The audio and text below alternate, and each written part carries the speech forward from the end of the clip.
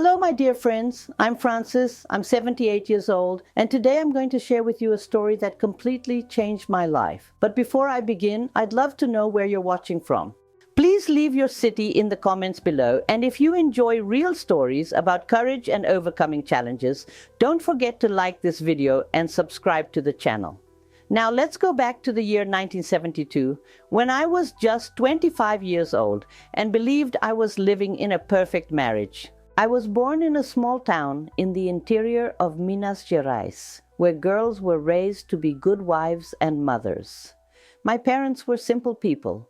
My father worked in the fields, and my mother took care of the house and their 5 children. I was the second oldest and always the dreamer. While my sisters played with dolls, I would imagine what it would be like to live in a big city, have my own house, and maybe even work in an office. But back then, girls like me rarely went beyond elementary school.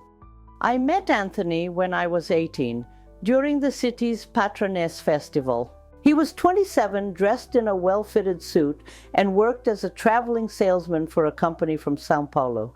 Anthony seemed like he stepped right out of a movie, handsome, charming, and always telling fascinating stories about the capital.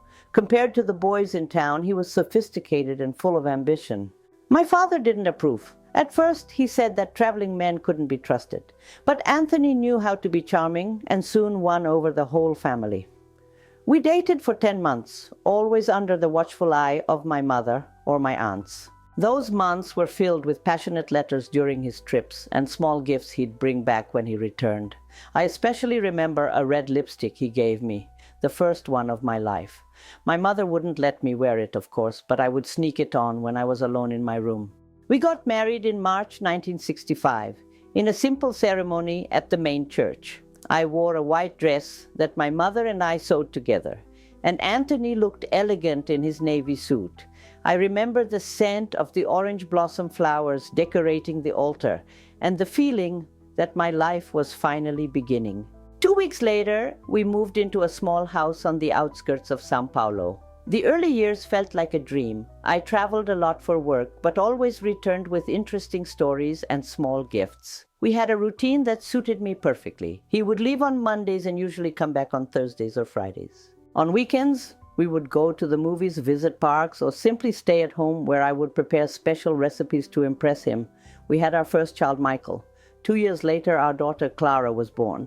I devoted myself entirely to our children and our home, while Anthony S. worked hard to support the family. He was a good father. When he was around, he brought toys, played with the kids, and told them bedtime stories. His trips became longer over the years, but I understood. After all, he was building a career and securing our future. Our social life mostly revolved around Anthony's work colleagues and their wives.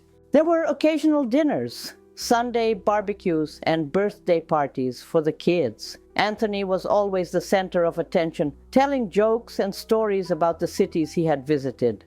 I felt proud to stand by his side, even though I was quieter and more reserved. His family lived in Rio de Janeiro, and we visited them once or twice a year. My family, still in the countryside of Minas, I saw less often. In the letters I wrote to my mother, I described a perfect life, omitting the little arguments, the loneliness during his travels, and the challenges of raising 2 children almost on my own. After all, I had made my choice and needed to show that it had worked out. When Michael turned 6 and Clara 4, we moved to a bigger house in a nicer neighborhood. Anthony had been promoted to regional sales manager, which meant a better salary, but also more responsibilities and even longer trips. Now he spent entire weeks away, coming back only for a few days. I missed him, but I consoled myself with the thought that it was temporary and that soon he would get a more stable position requiring less travel. It was around this time, in about 1972, that I started noticing small changes. Strange phone calls, where the person would hang up as soon as I answered. Anthony had become more distant, less interested in the kids and in me, always finding excuses to skip family events. And the trips in particular seemed to follow a strange pattern. He would always spend at least a week every month in the same small town in São Paulo, Ribeirão Preto. At the time, I dismissed the growing suspicions forming in my mind. I told myself it was all in my head, a result of loneliness and exhaustion from handling everything on my own. Anthony was a good husband, a good father, a hard-working man. He would never do anything to hurt our family. At least that's what I believed with all my heart. They say you can sense when something is wrong in your marriage, right? But the truth is, many times we choose not to see it. That's how it was for me for a long time. The signs were there, small at first, then increasingly obvious, but I preferred to ignore them, pretending everything was fine. The first clear suspicion came on a Sunday in 1973. We were tidying up the bedroom when I found a receipt in the pocket of one of Anthony's suits. It was from a jewelry store in Ribeirão Preto, dated the week before. The amount was significant, but there was no new jewelry in the house. When I asked him about it, he got nervous. He said it was a gift for the secretary at the office who was retiring. The explanation made sense, but something in his tone, the way he avoided my eyes, planted a seed of doubt. That night, I couldn't sleep. I tossed and turned, thinking about other strange behaviors I had noticed, like how he always took a shower as soon as he got back from a trip, even before hugging the kids. Or how carefully he kept his work calendar. Or the times the phone would ring late at night and he'd take the call outside in the yard. The next morning, determined to push those thoughts aside, I threw myself into my routine with the kids. Michael was already in school and Clara was in kindergarten. I kept busy managing the house, cooking, and helping with homework. I also took part in the school moms group and the church community. It was a simple life, but it gave me comfort. In the following months, I tried to ignore the suspicions, convincing myself it was just my own insecurity. But then other signs appeared. A different scent on his shirt, which I noticed while doing the laundry, female names crossed out in his planner when he forgot to lock it, phone bills showing frequent calls to the same number in Ribeirão Preto. One night while Anthony was sleeping, I did something I never thought I would do. I took his planner and copied down the mysterious number. The next day, after dropping the kids off at school, I went to the payphone in the neighborhood and called. A woman answered. When I asked for Anthony, she replied casually, "He's traveling, he'll be back on Thursday." "Who's calling?" I hung up without responding, my heart racing and my hands trembling. That afternoon, sitting at the kitchen table with a cup of coffee cooling untouched, I faced the possibility that my marriage was a lie. Anthony had another woman, maybe even another family. And I, who had always believed I was a good wife, hadn't been enough to keep him faithful. The pain was almost physical, as if something inside me had shattered. But what could I do? Back then, separation was a source of shame, especially for a woman. I had no professional training and had never worked outside the home. How would I support my children? How would I face people's judgment? And there was also love. Despite everything, I still loved Anthony. Or perhaps I loved the idea I had of him, the man I believed he was. For weeks, I carried that secret alone. Sometimes I almost convinced myself that I had misunderstood everything, that there was an innocent explanation. But then Anthony would call, saying he needed to stay a few more days in Ribeirão Preto, and the doubt would rush back with full force. One afternoon, while tidying the kids' room, I found an old shoebox at the back of the closet. Inside were all the love letters Anthony had written me during our courtship. Rereading them was bittersweet. Each word of affection now felt like a carefully crafted lie. It was then, with the letters spread across the bed, that I made a decision. I needed to know the whole truth, no matter how painful it might be. A neighbor had a brother who was a taxi driver in Ribeirão Preto. I gathered my courage and told her a simplified version of the situation. She hesitated at first, but then offered her help. She ended up asking her brother to verify the address I had mentioned. Then an envelope with the photographs arrived.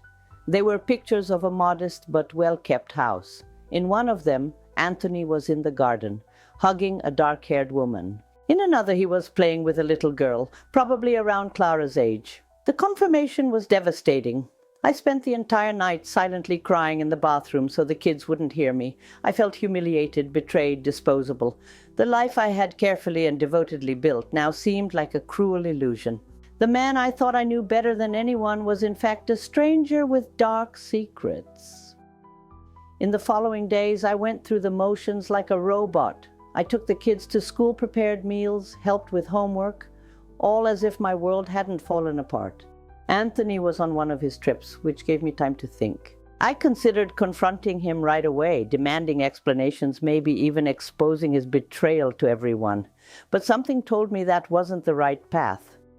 One afternoon, while visiting my friend Helen, who worked as a secretary at a law firm, I confided in her about my situation. She was the first to suggest an idea that would change my life.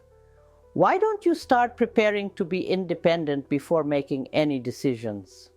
That advice sparked a small light in the darkness I was in. If Anthony had built a secret life, maybe I could also quietly build something for myself while figuring out what to do about my marriage. When I shared my situation with Helen, she looked me in the eyes and said something I've never forgotten. "Francis, the best revenge is to live well. Don't make any decisions while you're still dependent on him."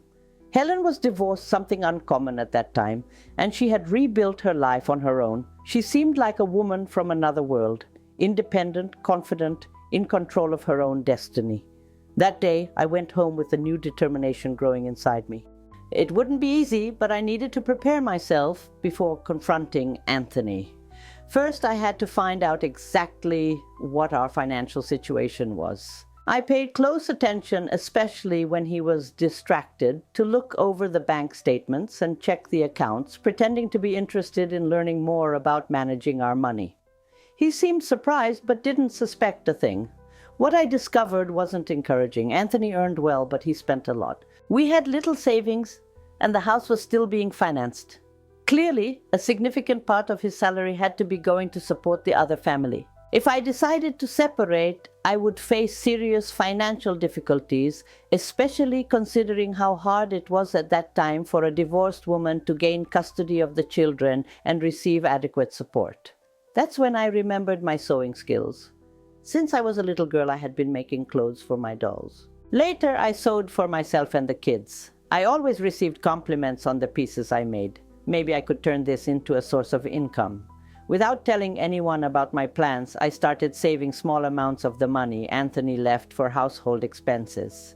It was little, but it was a start. With that money, I bought better fabrics and sewing supplies. Helen helped me spread the word among her coworkers that I did small repairs and alterations on clothes at affordable prices. The first jobs were simple: hemming pants, adjusting dresses, replacing buttons. I did everything while the kids were at school, carefully putting away my materials before they or Anthony came home. Gradually, my clientele began to grow, recommended by one person to another. Soon I started receiving orders for entire garments, party dresses, work outfits. I worked mainly when Anthony was traveling, which ironically was happening more and more often. When he was home, I devoted all my time to him and the kids, maintaining the image of the perfect wife. It was exhausting to live this double life, but each day I felt a little stronger, a little more capable. One of the hardest moments was when Clara, then 6 years old, asked me why her father traveled so much. "Doesn't he like being with us?" she asked, her eyes full of tears. It took all my self-control not to break down at that moment. I explained as best as I could that my father's work was important to support us, but that he loved us immensely. I'm not sure if she believed me, but the subject didn't come up again for a while. About a year after I began my secret sewing work, I got an order that changed everything. Helen's sister-in-law was getting married and needed a dress for the mother of the bride. It was a more complex job than anything I had done before, but I took on the challenge. I spent sleepless nights designing, cutting, and sewing. The result exceeded expectations. The lady loved the dress and made a point to tell all her friends about the unique piece I had created. Suddenly, my little clandestine activity gained attention.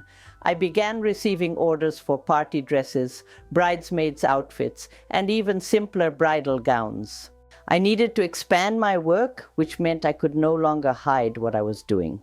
One night during dinner, I told Anthony that I had taken up some sewing to help with the household expenses.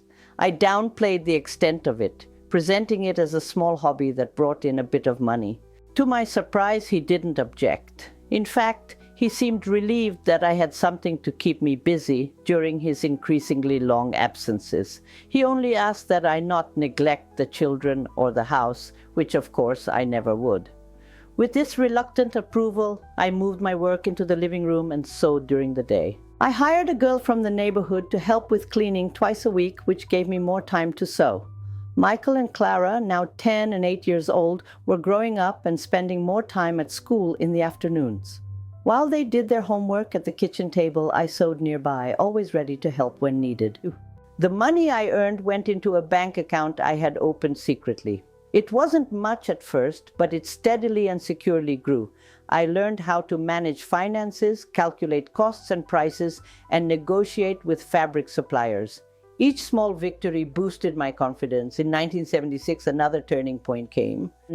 One of my clients owned a small boutique downtown and invited me to design some exclusive pieces for her store. It was an opportunity to grow, but it meant taking on more serious commitments, possibly even renting a workspace outside the home. I hesitated. Part of me still held on to the idea of the perfect marriage, hoping that maybe Anthony would leave his other family and fully dedicate himself to us. Another part knew this was unlikely, and that I needed to keep building my independence. After much thought, I accepted the proposal. With help from Helen and other friends, I rented a small room at the back of a commercial building, not far from home. I decorated the space simply but tastefully. I bought a second-hand industrial sewing machine and hired a young apprentice to help me with the simpler tasks. When I told Anthony about expanding the business, he seemed genuinely proud. My wife, a businesswoman, he joked. Maybe he was relieved that I was establishing my own life, which could ease his guilt, or maybe he truly admired my initiative. Either way, his approval, while helpful for keeping the peace at home, was no longer essential to me. With each passing month, my confidence and financial independence grew. I began envisioning a future where I could support myself and my children if necessary. But I still wasn't ready to face the truth about my marriage, partly out of fear, and partly because I didn't want to disrupt the children's lives. I kept up appearances and lived caught between two worlds. The devoted wife when Anthony was home, and the emerging businesswoman when he was away. It was a delicate and exhausting balance, but without realizing it then, it was preparing me for what was to come. The years went by, and my work as a seamstress improved. What started as a modest home job had turned into a respected little workshop. I had 2 employees and occasionally hired extra help during busy times like before graduations and weddings. My children were growing. Michael was already in high school and Clara was close behind. They were good kids, studious and caring, despite Anthony's frequent absence. He continued traveling, but something had changed. He seemed less concerned with maintaining appearances. Sometimes he would go weeks without calling to check on the kids. When I was at home, I often seemed absent, as if my mind was somewhere else. I already knew exactly where that was. Even so, we maintained the facade of a normal family. Sunday dinners, get-togethers with friends, the occasional vacation together. It was like we were living in a play, each of us playing our part. The kids sensed that something was wrong, but they never brought it up openly. Neither did I, still unsure of the right moment to face the situation. In 1979, something happened that changed everything. I was asked to make a bridesmaid dress for a woman from Ribeirão Preto who was coming to São Paulo for her niece's wedding. When she came for the first fitting, I froze. It was her, Anthony's other woman. There was no mistaking it. I had seen her photo years before. She obviously didn't recognize me, as she acted normally, chatting about her exhausting trip and how excited she was for the wedding. With trembling hands, I made the necessary markings on the fabric while she kept talking. She mentioned that her husband traveled a lot for work and that she had an 11-year-old daughter who had been living in Ribeirão Preto since she got married. Every word felt like a knife. After she left, I promised myself I would pull myself together to finish her dress. I stayed awake all night, thinking about what to do. Part of me wanted to confront her at the next fitting, to reveal everything, maybe even team up against Anthony. Another part just wanted to finish the job and never see her again. But fate had other plans. The following week, when she returned for the fitting, she brought her daughter Regina, same age as Clara, with the same eyes as Anthony, the same smile. Seeing them side by side, no one would doubt they were sisters. The shock was so overwhelming that I had to excuse myself and go to the bathroom, where I cried silently for a few minutes before gathering myself and returning to work. The woman, Melissa, that was her name, noticed my distress and asked if I was okay. I lied, saying I had received some sad news from a friend. She was sympathetic, commenting on how hard life's problems were. If only she knew. I finished her dress and we said our goodbyes. She invited me to visit her if I ever went to Ribeirão Preto. I politely thanked her, knowing that would never happen. When the door closed behind them, I sank into a chair, utterly drained both physically and emotionally. That meeting was the turning point I desperately needed. It had become impossible to keep living that lie. No, it wasn't fair to me or my children, and surprisingly I realized it wasn't fair to Melissa and her daughter either. We were all victims of Anthony's choices. That night, after the kids had gone to bed, I took a thorough inventory of my life. Financially, I was in a better position than I ever imagined. My studio was profitable enough to comfortably support myself and my children. We had a roof over our heads, and although the house was in Anthony's name, I had enough savings to rent a decent place if I needed to. My children were no longer little kids who wouldn't understand the separation. In fact, I suspected that they might even feel relieved that the farce our marriage had become was finally over. My parents had already passed away, but I had a sister in São Paulo I could count on for emotional support. I also had loyal friends like Helen, who would definitely stand by me no matter what decision I made. For the first time in years, I allowed myself to seriously consider confronting Anthony and ending our marriage. Not out of anger or revenge, but because I deserved more from life. I deserved honesty, respect, and maybe even the chance to find true love someday. When Anthony returned from his next trip, I noticed something different about him. He seemed worried, distracted, and more irritable than usual. At dinner, he barely spoke to the kids. After they left the table, he asked if we could talk, and we sat in the living room with the soft sound of the radio playing in the background. Anthony started by discussing problems at work, how he was feeling. Then suddenly he changed the subject. "Francis, I need to tell you something," he said, avoiding my gaze. "I made a big mistake a few years ago, something that should never have happened." My heart lurched. Could it be that after all these years he was finally going to confess? "I have another family in Ribeirão Preto," he continued, "a woman and a daughter. It started as a fling, but well, she became pregnant and I couldn't abandon her." I fell silent, watching. It was surreal to hear him say out loud what I had known for years. I'm not sure how this happened. He kept nervously running his hand through his hair. "I love you and the kids. I've always loved you. But I can't deny that I have feelings for them too." His voice wavered. I stayed silent, letting the weight of the silence fill the room. "I'm telling you this now because, well, the company is permanently transferring me to Ribeirão Preto. It's actually a promotion. I thought maybe you and the kids could move with me, but I know that would be complicated. You have your business here, the kids have school and friends." Finally, he found the courage to look me in the eyes. "I need to make a decision, Francis, and that's when you deserve to know the whole truth before."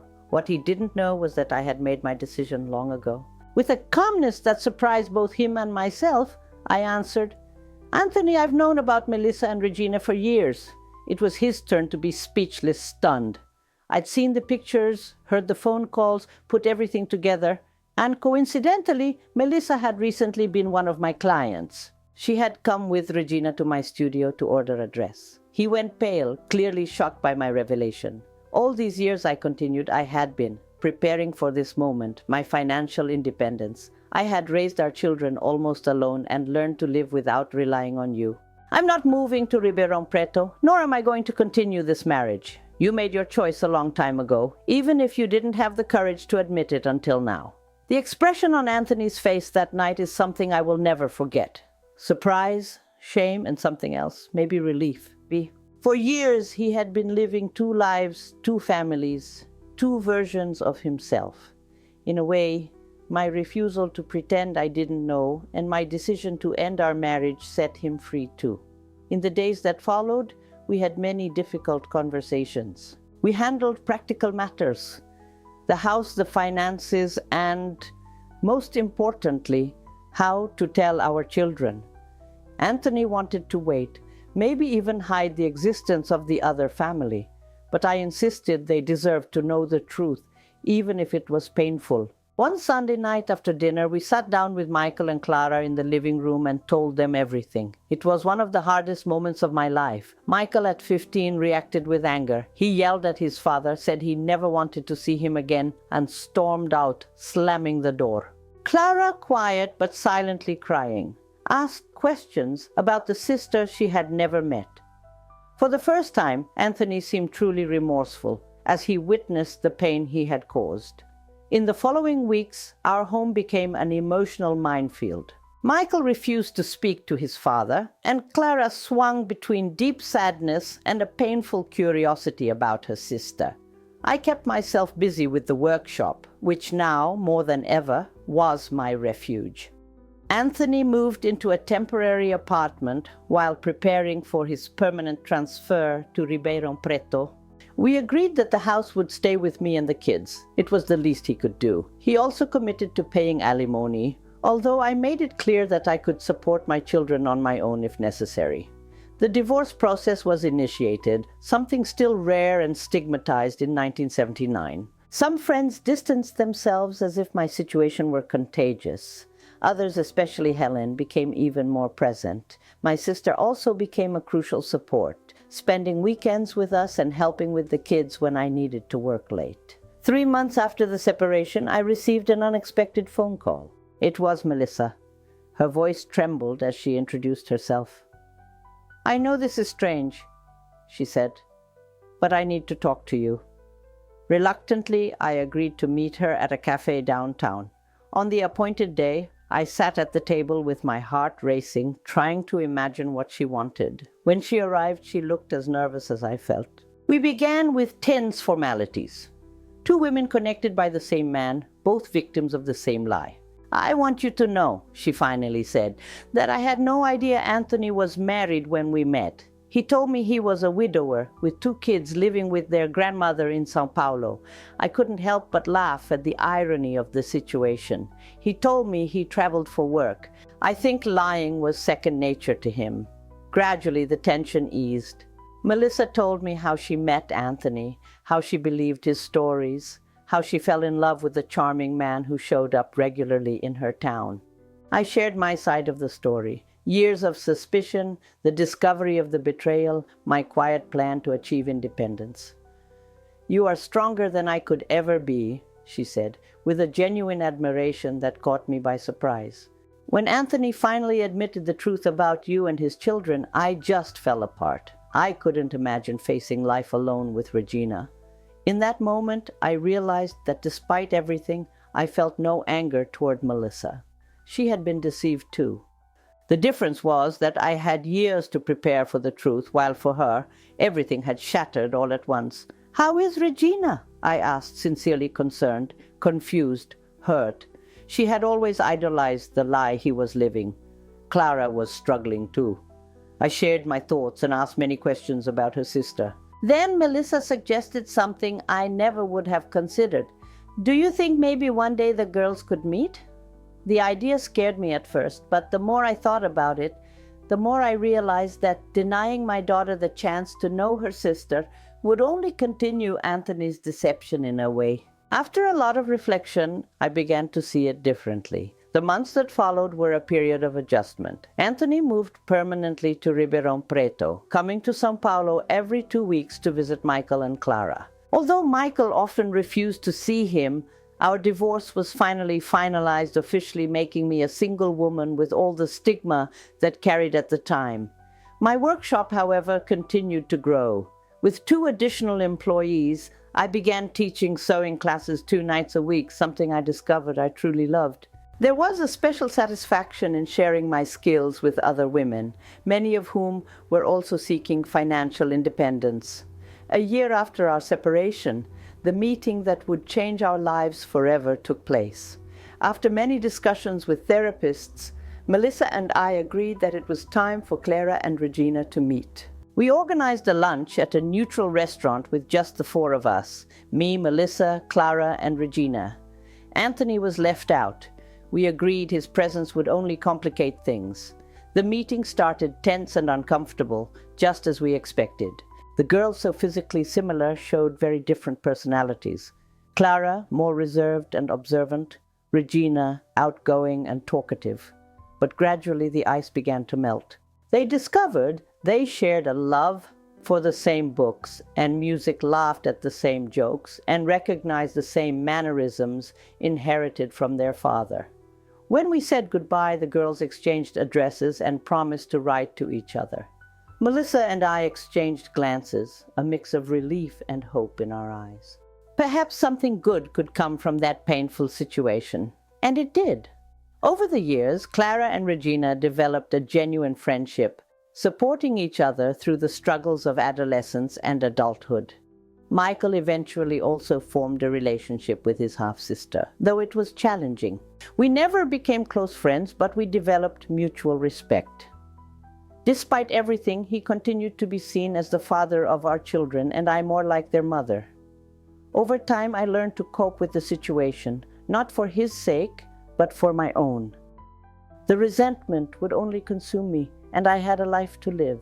And what a life it has been. My workshop grew and evolved into a small boutique. At 45, I went back to school and earned my high school diploma. At 50, I took a technical course in fashion design. I watched my children graduate, build careers, and find love. Many people ask me if I regret marrying Anthony, if I regret spending so long in a marriage built on lies, if I wish I had faced the truth sooner. My answer is always the same. I regret nothing. Every choice, every hurt, every challenge brought me to where I am today. If I could go back in time and warn that young, hopeful bride about what was coming, I don't think I would. She needed to go through all of that to become the woman I am today, independent, strong, and at peace with myself. At 60, I met Frank, a widowed university professor and a customer at my store who was looking for a gift for his daughter. We began a friendship that slowly blossomed into a relationship based on mutual respect and honesty, something I never thought I would find again. Today, at 78, I look back with gratitude for the journey. Anthony's betrayal could have destroyed me. Instead, it became the catalyst for my transformation. I learned that we are stronger than we think, that we can rebuild our lives from the ashes of disappointment, and that often what seems like the end of everything is really just the painful birth of a new beginning. And to you watching who may be going through something similar, remember, your story does not end with pain. You have the strength to rewrite it. It was true for me, and it can be true for you too. Thank you for listening to my story today, and don't forget to leave a comment telling me what you thought of it. A warm hug from this grandma who learned that sometimes unexpected endings are the most beautiful. Thank you for watching my story. If it touched your heart, please give it a like, share it with someone who needs to hear it, and subscribe to the channel for more stories about overcoming challenges. Leave a comment telling me where you're watching from. A warm hug from this grandma who learned that unexpected endings can be the most beautiful.